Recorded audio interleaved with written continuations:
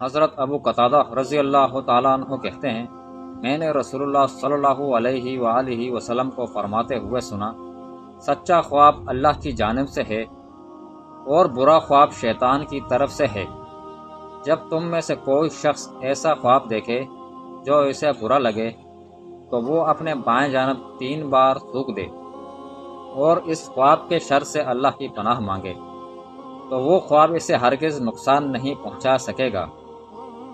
تو حضرت ابو سلمہ نے کہا، بعض اوقات میں ایسا ہی خواب دیکھتا جو مجھ پر پہاڑ سے بھی زیادہ بھاری ہوتا تھا، پھر یہی ہوا، میں نے یہ حدیث سنی تو اب میں اس کی پرواہ نہیں کرتا۔ ابو سلمہ بن عبد الرحمن رضی اللہ تعالیٰ عنہ نے بتایا کہ حضرت ابو ہریرہ رضی اللہ تعالیٰ عنہ نے کہا، میں نے رسول اللہ صلی اللہ علیہ وآلہ وسلم کو کہتے ہوئے سنا، اللہ تعالیٰ فرماتا ہے، ابن آدم دہر وقت زمانے کو برا کہتا ہے، جبکہ رب دہر میں ہی ہوں۔ رات اور دن جنہیں انسان وقت کہتا ہے میرے ہاتھ میں ہے۔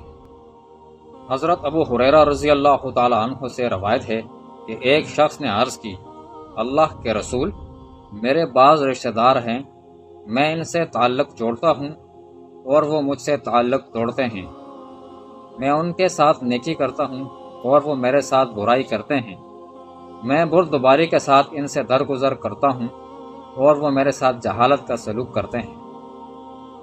آپ صلی اللہ علیہ وآلہ وسلم نے فرمایا، اگر تم ایسے ہی ہو جیسے تم نے کہا ہے تو تم ان کو جلتی راکھ کھلا رہے ہو، اور جب تک تم اس روش پر رہو گے ان کے مقابلے میں اللہ کی طرف سے ہمیشہ ایک مددگار تمہارے ساتھ رہے گا۔ حضرت ابو ہریرہ رضی اللہ تعالیٰ عنہ سے روایت ہے کہ رسول اللہ صلی اللہ علیہ وآلہ وسلم نے فرمایا، اللہ تعالیٰ تمہاری صورتوں اور تمہارے اموال کی طرف نہیں دیکھتا، لیکن وہ تمہارے دلوں اور اعمال کی طرف دیکھتا ہے۔ حضرت ابو ہریرہ رضی اللہ تعالیٰ عنہ سے روایت ہے، رسول اللہ صلی اللہ علیہ وآلہ وسلم نے فرمایا، اللہ تعالیٰ قیامت کے دن فرمائے گا، میرے جلال کی بنا پر ایک دوسرے سے محبت کرنے والے کہاں ہیں؟ آج میں انہیں اپنے سائے میں رکھوں گا، آج کے دن جب میرے سائے کے سوا اور کوئی سایہ نہیں۔ حضرت ثوبان رضی اللہ تعالیٰ عنہ سے روایت ہے اور انہوں نے نبی کریم صلی اللہ علیہ وسلم سے روایت کی کہ آپ صلی اللہ علیہ وآلہ وسلم نے فرمایا، ایک مسلمان جب اپنے مسلمان بھائی کی عیادت کرتا ہے تو واپس آنے تک مسلسل جنت کی ایک روش میں موجود ہوتا ہے۔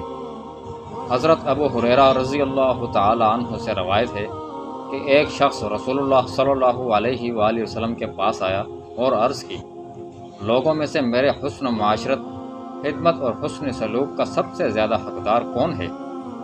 آپ صلی اللہ علیہ وسلم نے فرمایا، تمہاری ماں۔